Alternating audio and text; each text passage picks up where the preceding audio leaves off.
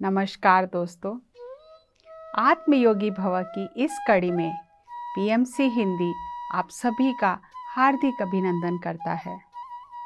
28 दिसंबर 2012 ध्यान महाचक्र करताल। आज का विषय है आपको अपना उद्धार स्वयं करना है। पत्री जी कहते हैं, अस्तो मां सद्गमया तमसो मां ज्योतिर्गमया मृत्यु मां अमृतम गम्या। हम असत्य से सत्य की तरफ जाने की प्रार्थना कर रहे हैं, अंधकार से उजाले की तरफ जाने की प्रार्थना कर रहे हैं, मृत्यु से अनंत चैतन्य की तरफ जाने की प्रार्थना कर रहे हैं। हे भगवान, हमें अज्ञान से ज्ञान की तरफ लेकर चलो। मैं असत्य में जी रहा हूँ, मुझे सत्य की तरफ लेकर चलो। गम्य अर्थात लेकर चलो।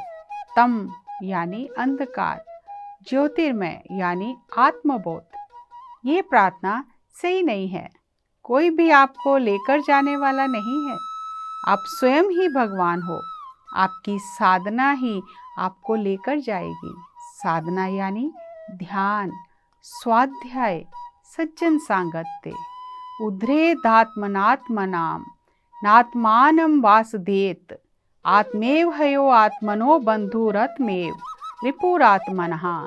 हे अर्जुन, तुम्हें अपना उद्धार स्वयं करना है। अपनी स्वयं की कोशिश से खुद को आगे बढ़ाना है। कोई भी मदद करने वाला नहीं है। आप अपने खुद के मित्र हो या शत्रु। यदि आप ध्यान करते हो तो आप स्वयं के मित्र हो, नहीं तो शत्रु हो। अपनी चाहत और अभ्यास के बिना आप एक कदम भी आगे नहीं बढ़ सकते। यदि आपको ऐसा लगता है कि कोई आकर आपकी मदद करेगा तो ये आपका भ्रम है। जैसे धूप की वजह से रेगिस्तान में पानी दिखता है मगर वहाँ पानी नहीं होता, ऐसे ही सत्य कहीं और नहीं है, आप स्वयं ही सत्य हो। सत्य से ही आपका भ्रम टूटेगा। ध्यान, स्वाध्याय, सज्जन सांगत्य, ये तीनों करने से हम आगे बढ़ते हैं। जब हम शरीर छोड़कर ऊपर जाएंगे तब मास्टर्स पूछेंगे, ध्यान क्यों नहीं किया? हम उस समय निरुत्तर हो जाते हैं और फिर मास्टर से एक मौका और मांगते हैं कि अब जाकर ध्यान करेंगे और जागरूकता के साथ जीवन जिएंगे। हर बार धरती पर आकर ये सब भूल जाते हैं।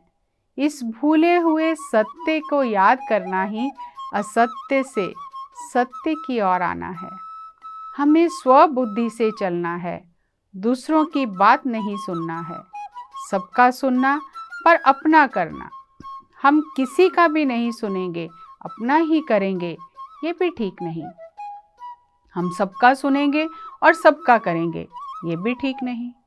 सबका सुनना है और अपना करना है। प्रत्येक मनुष्य कम से कम 400 जन्म लेता है।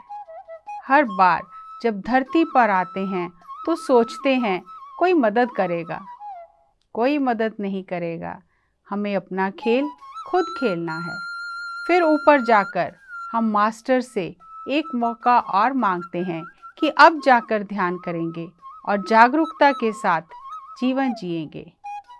हर बार धरती पर आकर ये सब भूल जाते हैं। हर बार आकर साधना करना भूल जाते हैं और मदद के लिए प्रार्थना करते रहते हैं। इस भूले हुए सत्य को याद करना ही असत्य से सत्य की ओर जाना है। जैसा कर्म करेंगे उसका फल अवश्य मिलेगा। जानवरों को दुख देकर मांसाहार खाया तो रोग अवश्य आएगा। हर वक्त झूठ बोलते रहोगे तो आपके मित्र आपसे दूर हो जाएंगे। जैसे कर्म करते रहोगे वैसा फल मिलता रहेगा। आप जो भी कर्म करो उसमें कोई भी हस्तक्षेप नहीं करेगा। क्रिकेट खेल में अंपायर केवल खेल देखता रहता है। वह खेल में किसी तरह का हस्तक्षेप नहीं करता, केवल अपना निर्णय देता है। हर आत्मा को अपना खेल खुद ही खेलना है। जैसा कर्म करेंगे उसका फल अवश्य मिलेगा। तुम्हारा कर्म ही तुम्हें कर्म फल देगा। चोरी किया तो पुलिस पकड़ेगी, जानवरों को दुख देकर मांसाहार खाया तो रोग अवश्य आएगा। हर वक्त झूठ बोलते रहोगे तो आपके मित्र आपसे दूर हो जाएंगे। जैसे कर्म करते रहोगे वैसा फल मिलता रहेगा। आप जो भी कर्म करो उसमें उच्च लोकों से मास्टर कोई भी हस्तक्षेप नहीं करते। तुम जो भी करो मास्टर्स एम्पायर की भांति ऊपर से सब देखते रहेंगे। मूक दर्शक की भांति वे सब देखेंगे। हम कथाएं सुनते हैं कि मास्टर आकर मदद करते हैं। ये सब पुराणों की कथाएं हैं। पिरामिड स्पिरिचुअल सोसाइटीज मूवमेंट में मदद के लिए कोई प्रार्थना नहीं है, केवल साधना है। कोई आपके कर्मों का प्रक्षालन नहीं करेगा। कर्म करते रहो, फल मिलेगा। तुम जो भी करो कोई हस्तक्षेप नहीं करेगा। आपकी मूर्खता देखते हुए कोई भी आपकी मदद नहीं करेगा। जब हम परीक्षा दे रहे हैं, परीक्षा लेने वाला स्वयं का पिता भी हो तो वह भी मदद नहीं कर सकता। उसी प्रकार धरती एक परीक्षा भवन है। अब जो भी उत्तर लिखो या ना लिखो आपकी मर्जी। अगर परीक्षा भवन में आपका पिता भी परीक्षक हो तो वो भी आपकी मदद नहीं कर सकता। भूमंडल एक परीक्षा भवन है। मास्टर कहते हैं, आपने ऊपर के लोकों में जो ज्ञान हासिल किया है, आत्म स्थिति में जो कुछ सीखा है, शरीर में रहकर, धरती पर रहकर 100 साल जीकर परीक्षा देकर आओ। ये परीक्षा का समय है। जब आत्म स्थिति में सब कुछ सीख लिया तो उसके अनुसार धरती पर जीवन जीना है। यही मनुष्य जीवन का उद्देश्य है। पूरा साल हम एक कक्षा में पढ़ते रहते हैं, फिर हमें साल के अंत में परीक्षा देनी पड़ती है। ऐसे ही कारण लोक में आत्मा भी सीखती है। उच्च लोकों में सीखना अलग है, लेकिन परीक्षा भवन में आकर परीक्षा देना ठीक वैसा ही है जैसे एक कलाकार हर समय अपने किरदार का अभ्यास करता है, लेकिन मंच पर उस किरदार को निभाना बिल्कुल अलग है। भूलोक में जन्म लेकर सत्य के साथ जीना मंच पर अपना किरदार निभाने जैसा है। ये पढ़ाई का समय नहीं, परीक्षा का समय है। जन्म लेते ही सबसे पहले ये प्रश्न आता है, मैं शरीर हूँ कि आत्मा? अगर कुछ भी उत्तर नहीं लिखा तो आप अनुत्तीर्ण हो जाते हैं। जीवन एक परीक्षा है। वहाँ पढ़ाई, यहाँ परीक्षा। सास बहू की परीक्षा, पति पत्नी की परीक्षा। पाठ्यक्रम बिल्कुल स्पष्ट है, किसी प्राणी को कष्ट नहीं पहुँचाना, और यहाँ आते ही कष्ट देना शुरू करते हैं। उच्च लोक में आत्मा को पता है कि किसी प्राणी को हानि नहीं पहुँचाना, लेकिन अगर जन्म लेने के पश्चात ऐसा ही जीवन जिया तो बार बार जन्म नहीं लेना पड़ता। पुनरपि जननम पुनरपि मरणम पुनरपि जननी जठरे शयनम एह संसारे बहु दुस्तारे कृपया पारे पाहे मुरारे। बार बार पढ़ना, बार बार परीक्षा देना, बार बार जन्म, बार बार मृत्यु, बार बार गर्भ में प्रवेश करना, संसार में आना, फिर चले जाना, ये मूर्खता है। इसको शंकराचार्य जी ने कहा है, मूढ़ मते। हे मूर्ख मन, मूढ़ जही धन आगम तृष्णा, कुरसद बुद्धि मन से वितृष्णाम, यल्य बसे निज कर्मोपातम, वित्तम तेन विनोदय चित्तम। वो मूर्ख, पैसे के पीछे भागना छोड़ दे, वो आना है, उसकी तृष्णा छोड़ दे। सद्बुद्धि से मन को तृष्णा से मुक्त रख, मेहनत करके पैसा कमाओ और उससे जीवन जियो। अन्याय से जो पैसा कमाना है उसका तिरस्कार करो। भ्रष्टाचार नहीं करना, परिश्रम से कमाओ। पैसे के पीछे भागा तो परीक्षा में फेल हो गया, पद और पदवी के पीछे भागा तो फेल हो गया। चोरी नहीं करना, मेहनत करके आनंद लो। धरती पर कैसे जीना है ये जानो, जिससे परीक्षा में पास हो जाएं। शंकराचार्य जी ने कहा है, प्राणायामम प्रत्याहारम नित्या नित्य विवेक विचारम जाप्य समेत समाधि विधानम कुर्ववधानम महदवधानम। इस श्लोक में अच्छी तरह बताया गया है, आपको साधना करना है, प्रार्थना छोड़कर साधना करना है। अदृश्य भगवान से भीख नहीं मांगना, आप स्वयं भगवान हो, अपने प्रकाश स्तंभ स्वयं बने। अपना दिया कैसे जलाओगे? प्राणायाम यानी श्वासानुसंधान, श्वास के साथ ध्यान, प्रत्याहार अर्थात विश्व शक्ति का आवाहन, नित्या नित्य विवेक, शरीर अनित्य है, आत्मा नित्य है। इस ज्ञान और विवेक के लिए सज्जन सांगत्य स्वाध्याय करें, ये जानकर नित्य साधना करें। जपमाला का अर्थ माला फेरना नहीं है। जपमाला यानी अभ्यास। किस चीज़ का अभ्यास? मैं शरीर नहीं, आत्मा हूँ। माँ कुर्धन जन यौवन गर्वम हरिति निमेषत कालः सर्वम माया मे मिदमखिलम हित्वा ब्रह्म पदम त्वम परिष्य विदित्वा। ध्यान, स्वाध्याय, सज्जन सांगत्य साधना करें और अपना खेल स्वयं खेलें।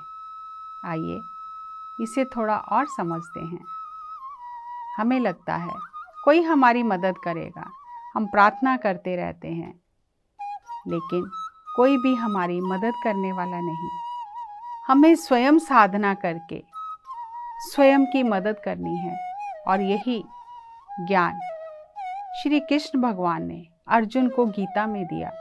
लेकिन फिर भी हम नहीं समझे कि हमें अपना उद्धार स्वयं करना है। और यही बात हमारी भाषा में बार बार हमें पत्री जी समझा रहे हैं कि कोई आशीर्वाद देने वाला नहीं है, मैं कोई आशीर्वाद नहीं दूंगा, कोई कृपा नहीं होगी, स्वयं साधना करें। मैं एक मे आई हेल्प यू काउंटर हूँ। जैसे हम रेलवे स्टेशन जाते हैं और वहाँ जाकर हम अपने गंतव्य स्थान के बारे में जानकारी लेते हैं कि हमें मुंबई जाना है या हमें आगरा जाना है या कलकत्ता जाना है, कौन सी ट्रेन जाएगी, कितने बजे जाएगी। और हम वहाँ से जानकारी लेकर अपनी सुविधा अनुसार जिस समय हमें जाना है वो टिकट ले लेते हैं और फिर अपनी गाड़ी की ओर चल पड़ते हैं। जिसने हमें ये सूचना दी है, जिसने हमें बताया है, हमें टिकट दी है, हम उसके पाँव नहीं छूते, उसके आगे प्रार्थना नहीं करते, कोई अगरबत्ती नहीं जलाते कि आपने हमारे ऊपर बहुत उपकार किया। उनका तो काम ही है कि हमें वो रास्ता बताएं, हमें मार्ग दिखाएं, हमारी मदद करें। इसी तरह पत्री जी कहते हैं कि मैं भी एक मे आई हेल्प यू काउंटर हूँ। आप मुझसे आकर पूछें मैंने कैसे इस मार्ग को जाना, कैसे मैंने इस मार्ग पर चलकर अपने लक्ष्य को प्राप्त किया, और मुझसे पूछकर आप भी आगे चलें, अपने लक्ष्य की ओर बढ़ें। कोई भी गुरु ये नहीं चाहता कि हम उसकी तस्वीर लगाकर उसके आगे प्रार्थना करते रहें और साधना ना करें। हर गुरु ये चाहता है कि उसने जो मार्ग दिखाया है हम उस मार्ग पर चलें। और यहाँ पर बिल्कुल स्पष्ट इस विषय में, इस संदेश में पत्री जी ने बताया कि जब हम क्रिकेट का खेल हम सभी देखते हैं, अंपायर होते हैं, वो खेल देखते रहते हैं। उस समय जब खिलाड़ी खेल खेल रहा है उसमें कोई भी हस्तक्षेप नहीं करते, कोई भी खिलाड़ी को मार्गदर्शन नहीं दिया जाता। अपनी बुद्धि से, अपनी ऊर्जा से, अपनी समझबूझ से उसे स्वयं खेलना है।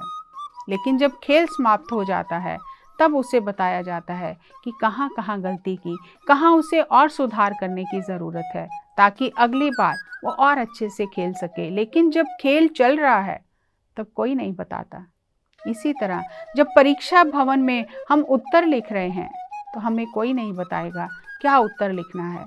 हमने जो मेहनत करके सीखा है, जो याद किया है, उसे ही लिखना है। और अपनी समझबूझ से जब हम लिखेंगे तो फिर हम उत्तीर्ण होंगे कि अनुत्तीर्ण होंगे, ये ऊपर जाकर पता चलेगा। उच्च लोकों में हर एक आत्मा को ज्ञान है, लेकिन धरती पर आकर उस भूले हुए सत्य को याद करना और उस सत्य में जीवन जीना, यही आत्मा की परीक्षा है। ये भूलोक एक विद्यालय है, एक परीक्षा भवन है। जो आत्मा स्वयं को जानकर, अपनी ऊर्जा को बढ़ाकर इस जन्म और मृत्यु के खेल को समझ जाती है कि मुझे अपना खेल स्वयं खेलना है, मुझे अपनी ऊर्जा को बढ़ाना है, ध्यान करना है, स्वाध्याय करना है, सज्जन सांगत्य करना है, यही मेरा पाठ्यक्रम है। और जो ग्रंथों में मुझे ज्ञान दिया गया है और जो गुरु ज्ञान दे रहा है, उस ज्ञान को स्व अनुभव से जानना है, सबका सुनना है, लेकिन अंतर आत्मा की आवाज़ से चलना है। सबका सुनेंगे, आंखें बंद करके सबके पीछे चलेंगे, कहीं भी नहीं पहुंचेंगे। ध्यान, स्वाध्याय और सज्जन सांगत्य करके अपनी अंतः प्रज्ञा को जागृत करना है। आज हम कहीं भी जाते हैं तो हमारे पास जीपीएस है, हम उसमें उस जगह का, उस स्थान का एड्रेस डालते हैं और वहाँ पहुँच जाते हैं। ऐसे ही उस परम सत्ता ने हम सबके अंदर वो जीपीएस फिट किया है। हमें ध्यान, स्वाध्याय और सज्जन सांगत्य से उस जीपीएस को चलाना है, ताकि हमारी आत्मा, हमारी सांसें हमारा मार्गदर्शन करें और हमें हमारे लक्ष्य की ओर ले चलें। सांसें ही हमारा गुरु है, सांसें ही हमारा मार्गदर्शक है। तो हमें साधना करनी है। पिरामिड स्पिरिचुअल सोसाइटीज़ मूवमेंट में कोई प्रार्थना नहीं, केवल साधना। सिर दर्द है, ध्यान करें। कोई भी तकलीफ है, ध्यान करें। अपने ध्यान से अपनी समस्याओं का समाधान करें। कोई दवाई नहीं, कोई डॉक्टर नहीं। आपके कर्मों के कारण रोग आया है और आपके सुकर्मों से वो रोग जाएगा। कर्म सिद्धांत को जानकर कर्मों को भोगना ही है। जो भी हमने कर्म किए हैं वो वैसे ही हमारे पास वापस आएंगे। कर्म जब हम करते हैं, हमें कोई नहीं रोकता, कोई नहीं टोकता। कोई मास्टर आकर ये नहीं बताते कि तुम गलत कर रहे हो, मांसाहार कर रहे हो। हम जानते हैं गलत है, फिर भी हम करते हैं। जानवरों को कष्ट देते हैं। हम घर परिवार में रहते हुए एक दूसरे को कष्ट देते हैं।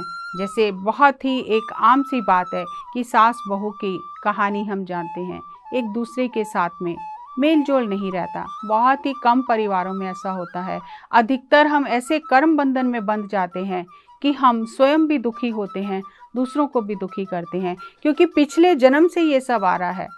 पिछले जन्म में हमने उन्हें कष्ट दिया है। इस जन्म में वो जो ऊर्जा हमने दी है, ऊर्जा हमें वापस मिल रही है। तो हम जो भी कर्म करते हैं उसका फल हमें भोगना ही पड़ता है। और सभी गुरुओं ने यही बात समझाई है। इसीलिए सबसे उत्तम जो हमें धरती पर आकर सबक सीखना है, जिसका हर दिन हर क्षण पालन करना है, वो है किसी को कष्ट नहीं देना। और दूसरा, हर समय ये याद रखना है कि मैं शरीर नहीं, मैं आत्मा हूँ। ये शरीर धरती पर ही रह जाएगा। ये शरीर माँ के गर्भ से आया है और धरती पर ही इसे छोड़कर जाना है। लेकिन आत्मा उच्च लोकों से आई है और वो वापस उच्च लोकों में चली जाती है। जैसे हम कर्म करते हैं, जैसी हमारी आत्मा की ऊर्जा होती है, वैसे ही लोक में वो आत्मा चली जाती है।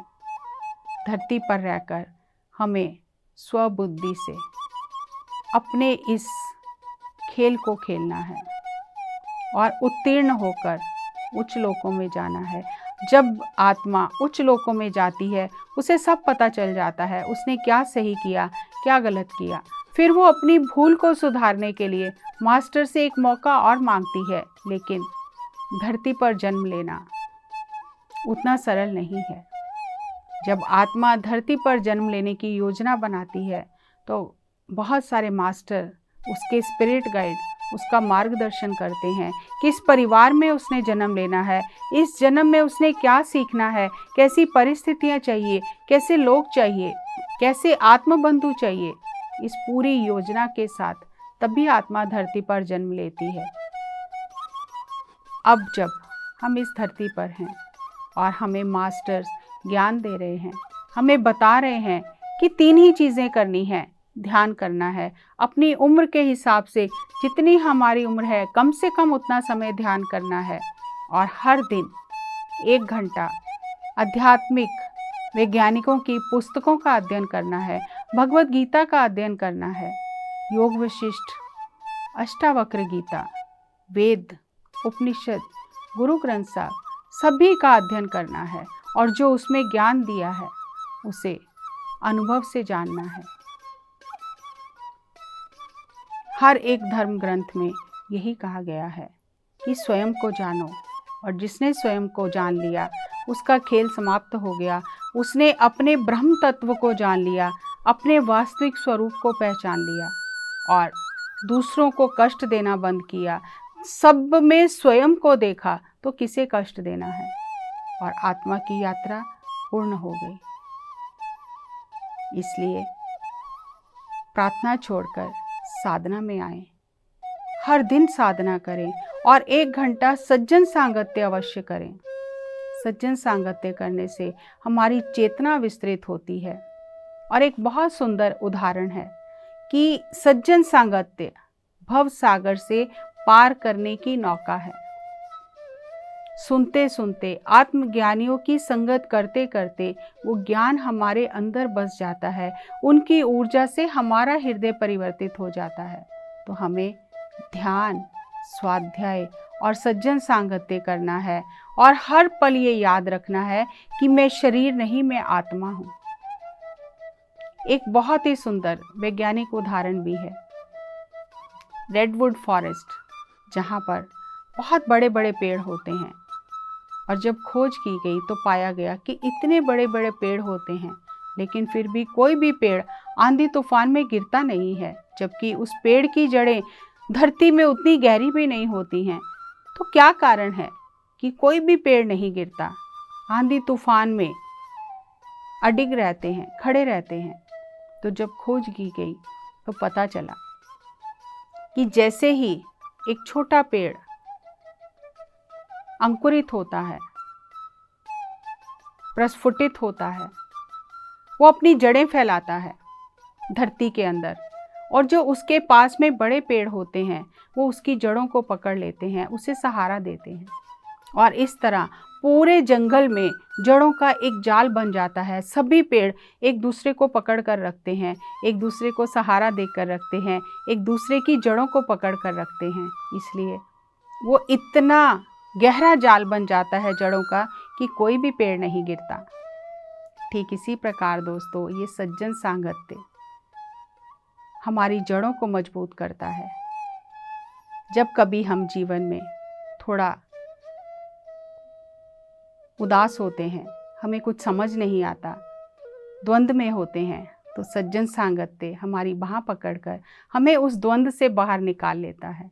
तो हर दिन स्वाध्याय करें, 1 घंटा ध्यान करें अपनी उम्र के हिसाब से, और सज्जन सांगत्य ध्यान और स्वाध्याय से भी ज़्यादा करें। और आज तो इतना सरल हो गया है ध्यान, स्वाध्याय और सज्जन सांगत्य करना कि आप 24 घंटे सेशन चल रहे हैं, जूम सेशन चल रहे हैं, अखंड ध्यान चल रहा है, कई कई घंटे ध्यान हो रहा है। अपनी सुविधा अनुसार आप जूम के माध्यम से, यूट्यूब के माध्यम से जितना चाहें अपने समय का भरपूर फ़ायदा उठा सकते हैं और अपनी ऊर्जा को बढ़ा सकते हैं।